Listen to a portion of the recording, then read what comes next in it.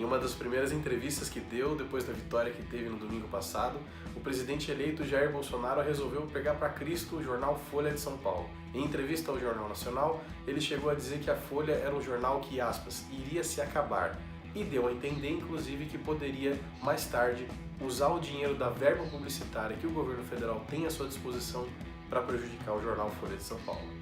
No que depender de mim, na propaganda oficial do governo, a imprensa que se comportar dessa maneira, mentindo descaradamente, não terá apoio do governo federal. Essa história de usar o poder econômico do governo para prejudicar a imprensa que não concorda com a sua linha política não é nenhuma novidade.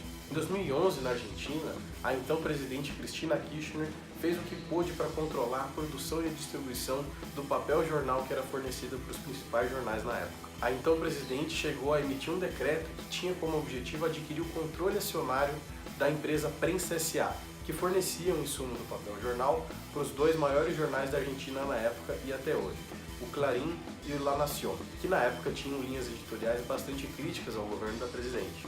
Na verdade, então, essa moda da extorsão da imprensa por meio de dinheiro público para a verba publicitária não é nenhuma novidade.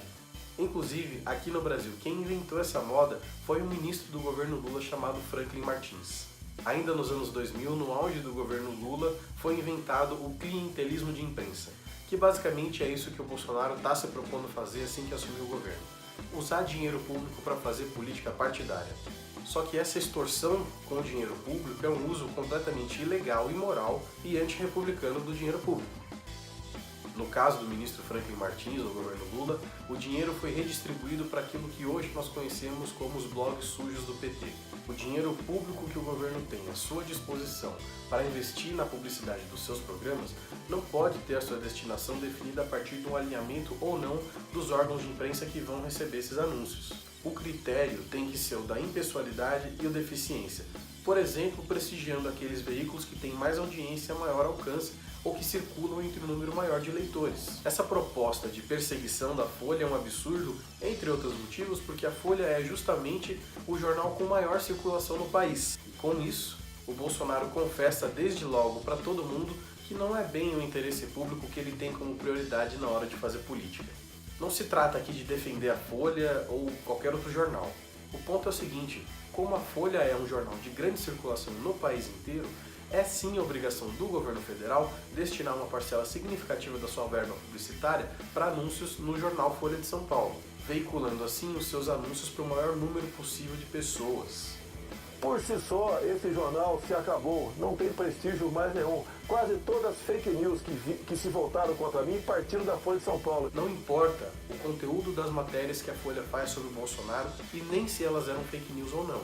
Afinal de contas, não cabe ao presidente eleito e não é competência do governo federal definir o que é fake news ou não. E ainda que fosse o caso, não seria por meio do corte da verba publicitária que a pessoa física do Jair Bolsonaro iria responder aos ataques da Folha de São Paulo.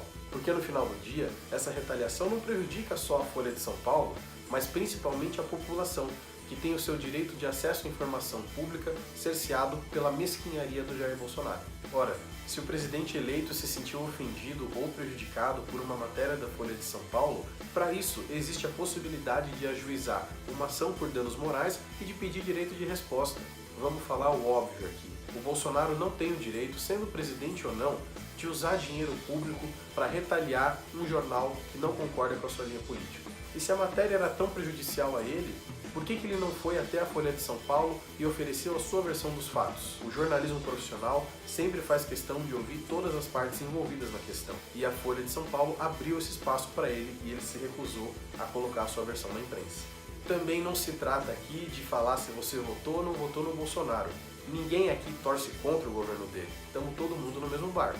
Mas é que cada vez fica mais claro que o governo do Jair Bolsonaro, no final do dia, vai ser só o governo do PT com o sinal trocado.